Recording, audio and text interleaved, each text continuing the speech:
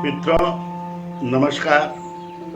मैं कवि मिथिलेश हर्ष आपके अपने चैनल हर्ष की कार्यशाला पर हार्दिक स्वागत और अभिनंदन करता हूं। जैसा कि आपको विदित है कि हफ्ते में 3 दिन हमारी हर्ष की कार्यशाला चलती है, तो दोहे, यज्ञशाला, फिर दोहे, इसी प्रकार से क्रम चलता है। आज दोहे का क्रम है, तो मैं दोहों को लेके आया हूं। आज दोहों का हमने सृजन जो है वो नारी के ऊपर किया है। वास्तव में हमारे वेदों में भी लिखा हुआ है कि यत्र नारस्तु पूजन्ते रमन्ते तत्र देवता। वास्तव में जहां पर नारी का सम्मान होता है वहां देवता निवास करते हैं। आज ऐसे ही हमने दोहों में भी वर्णन किया है। देखें, नारी के सम्मान से होते देव प्रसन्न, घर में लक्ष्मी वास हो, धन संपत्ति और अन्न। वास्तव में जहां नारी का सम्मान होता है वहां देवता स्वयं आकर प्रसन्न हो जाते हैं। हमारी 9 देवियां जो नवरात्रि हम मनाते हैं, सभी देवियां हैं, शक्ति का स्वरूप है। वास्तव में नारी शक्ति का ही स्वरूप है, घर की लक्ष्मी है। यहाँ पर नारी की पूजा और सम्मान होता है, वहां पर लक्ष्मी का वास होता है, और धन, संपत्ति और अन्न कभी समाप्त नहीं होता। इसलिए हमें नारी का सम्मान करना चाहिए, और जहां नारी का सम्मान होगा वहां वास्तव में हर हाल में खुशी का ही वातावरण रहेगा। कभी कोई किसी प्रकार की एक दूसरे को चिंता नहीं होगी। आइए दूसरे दोहे को पढ़ते हैं। शोषण कभी न कीजिए, समता रूप समान, नारी ने जन्मे सदा, देव मनुज भगवान। नारी का शोषण लोग इस तरीके से करते हैं कि कुछ नहीं, हर समय आके नारी के ऊपर बफल पड़ते हैं, चिल्लाने लगते हैं, क्रोधित हो जाते हैं, रौद्र रूप धारण कर लेते हैं, नारी को कुछ समझते नहीं हैं। जबकि समता का रूप है, समान दर्जा है। हमारे राजनीति में भी, हमारे संविधान में भी नारी को समान रूप दिया गया है, और नारी ने तो मनुष्य और देवताओं को भी जन्म दिया है। तो जगत जननी नारी ही है, इसलिए नारी का कभी शोषण नहीं करना चाहिए, नारी को समान रूप से देखना चाहिए। नारी ने तो भगवान और देवताओं का और मनुष्यों का सबको जन्म दिया है। आइए तीसरा दोहा पढ़ते हैं। नारी गुण की खान है, देती ज्ञान विवेक, पालन पोषण भी करे, नारी रूप अनेक। वास्तव में नारी के रूप अनेक है। नारी माँ भी है, नारी बहन भी है, नारी पुत्री भी है, नारी आपकी धर्म पत्नी भी है। तो नारी के अनेक रूप हैं। नारी वास्तव में गुणों की खान है। आज जो हम बने हुए हैं, तो पहला शिक्षक हमारी माता ही थी, जो कि नारी थी।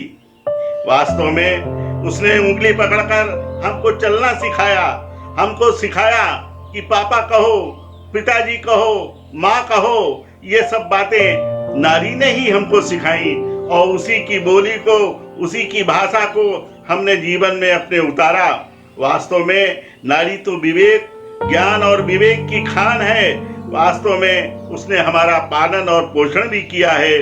तो नारी के रूप अनेक हैं। नारी को कभी भी अपमानित नहीं करना चाहिए, नारी को कभी भी शोषण नहीं करना चाहिए, नारी का सम्मान ही करना चाहिए। आइए देखिए, आज समय की बात करते हैं कि बीता समय न आ सके, चिंता करती क्षुब्ध। बीता समय न आ सके, चिंता करती क्षुब्ध, वर्तमान की सोचिए, बातें बड़ी प्रबुद्ध, बातें बड़ी प्रबुद्ध। वास्तव में जो समय हमारा बीत गया है, जैसे बचपन बीत गया, वो कभी नहीं आ सकता। यौवन हमारा बीत गया, वो फिर दोबारा नहीं आ सकता। वृद्धावस्था चल रही है, पता नहीं किस समय पंख पखेरु उड़ जाएं। इसलिए हमें बीते समय के विषय में चिंता नहीं करना चाहिए। वास्तव में भूत की चिंता जो करता है वो परेशान हो जाता है। वो सोचता है कि अरे मैं तो परमपति था, मैं तो लक्ष्मीपति था, आज क्या हो गया, मैं मुफलिस हो गया। देखिए कितना कष्ट होता है ये बातें सोचने के, भूत के विषय में सोचने से कितना कष्ट होता है। और भविष्य के विषय में, भविष्य तो अंधकार है, भविष्य के विषय में कोई जानता नहीं। भविष्य तो आपका पता नहीं इस समय क्या होने वाला है, इसलिए भविष्य की चिंता नहीं करना चाहिए। हमें वर्तमान की सोचना चाहिए। वास्तव में वर्तमान की जो सोचता है उसकी बातें, ये बातें जो बताई जा रही हैं, ये बड़ी ही बुद्धिमानी की, बड़ी ही विवेक की बातें हैं, ऋषियों मुनियों की बातें हैं, ऐसे तपस्वियों की बातें हैं जो कि आपके सामने लिख के मैं लाया हूं। आइए अगला और अंतिम बंद। गुरु ज्ञान को लीजिए, सुमरो श्री भगवान। गुरु ज्ञान को लीजिए, सुमरो श्री भगवान। जीवन के दिन चार हैं, क्यों बनते नादान। वास्तव में हमारे जीवन का कुछ भी पता नहीं, जीवन तो अनिश्चित है। इसलिए हमें गुरु से ज्ञान लेना चाहिए। आध्यात्मिकता के विषय में, आत्मिकता के विषय में हमें जानना चाहिए, क्योंकि ये समय तो हमारा बीत ही रहा है, लेकिन आगे आने वाला, क्यों ये क्रम तो हमेशा चलता रहता है। जन्म और मृत्यु का क्रम तो हमेशा ही चलेगा, कभी भी खत्म नहीं होगा। तो इसलिए हमें ये नहीं सोचना चाहिए कि आगे क्या होगा। हमें अपनी करनी को सुधारना चाहिए, गुरु से ज्ञान लेना चाहिए और भगवान का सुमरन करना चाहिए। ये जीवन के 4 दिन हैं, अब आप थोड़े से तो ढल गए हैं, अब एक आध दिन और बाकी रह गया है। तो पता नहीं क्यों नादान बनते हो, जब सब बातें जानते हो कि जीवन हमारा अनिश्चित है, उसकी कोई सीमा नहीं है। हम 100 साल तक भी जी सकते हैं और हमारी मृत्यु 10 साल में भी हो सकती है। इसलिए हमको नादान नहीं बनना चाहिए, अपने संभाल कर कदम रखना चाहिए, अपने चरित्र का निर्माण करना चाहिए, अपने चरित्र को कभी गिरने नहीं देना चाहिए।